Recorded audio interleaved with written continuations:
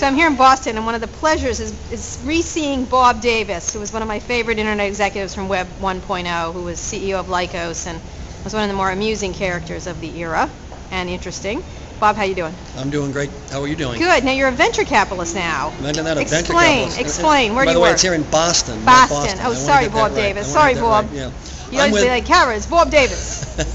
I'm with Highland Capital. We're a $3.5 billion venture fund that's been around for 20 years. Great group of folks and having a lot of fun putting money to work. So what do you focus on? You sold Quigo to AOL for lots of bucks. What else are you interested in?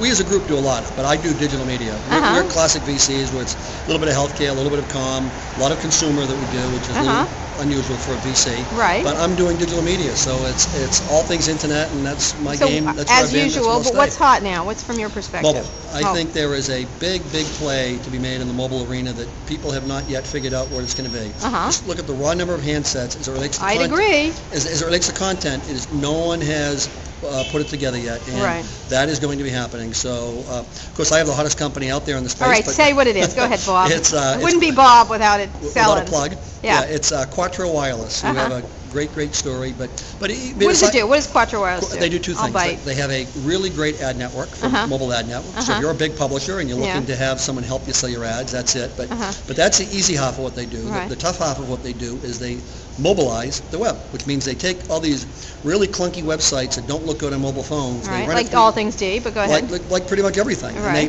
And they run it through some fancy software that in about 5 minutes time takes what is a slick-looking website and makes it a slick-looking mobile site. Interesting. So a lot of great momentum. So mobile, what do you think is overhyped right now, Bob? I mean, obviously you were around for the last sort of bubble. You called it a bubbleette today on the panel. Yeah, bubbleette, yeah. I like a lot. I think there's a lot of things that are overhyped, but some of the social network stuff is tricky. It's tough to say. There are just so many of them out there right now, and I'm an investor in a social network, and one that, of course, I think is great. But there are so many social networks out there today. It's really tough to figure that we're going to break ourselves down into that many segments and that many groups to I'd agree with you. And you were noting that it was sort of like before, Lycos owned Tripod and Angel Fire, and that was sort of the Facebook of its day, and now it's... that was social network 1.0. We look at Facebook today and what's coming on, and that's social network. I don't give them credit and say there's 3.0, but there's social network 4.0 and 5.0 coming along, and I don't know what that means to Facebook, but there's a lot of hype around Facebook right now, and I'm not certain that it's a great company. I don't want to take anything away from it, and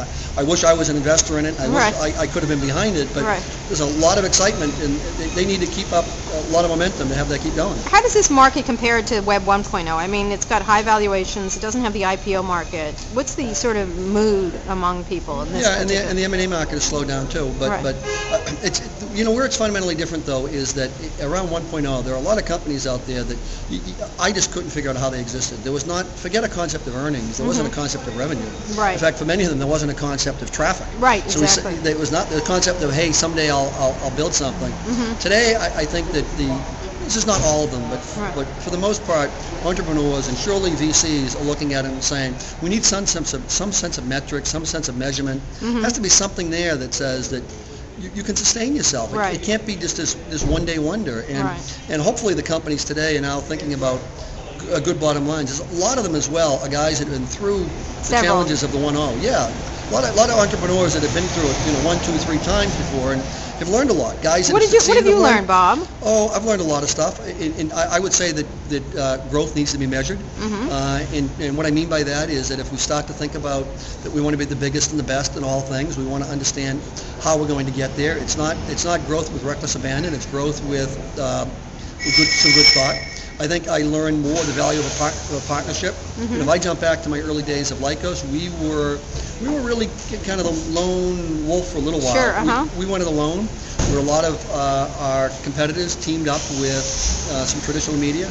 We did it on our own for quite some time. We tried to team up with traditional media with Barry Dill as IAC. Yes, I recall. And I'll say hi. And we're not... I know you're in constant touch. Successful in putting that together. But so I would say those are a couple of things. I learned a lot. And, I learned from every mistake I made. And what mistakes were those? There was a mistake every day of the week. And last question, what happened to the dog? The dog, Lycos, the dog is still doing quite well. Good. He's doing all right. He's in a retirement home right now. Excellent. Yeah, and he's enjoying. He's eating a lot of biscuits and feeling well, and gives his best to everyone. Bob, as usual, thanks a lot. It's great to see you. Good to see you too.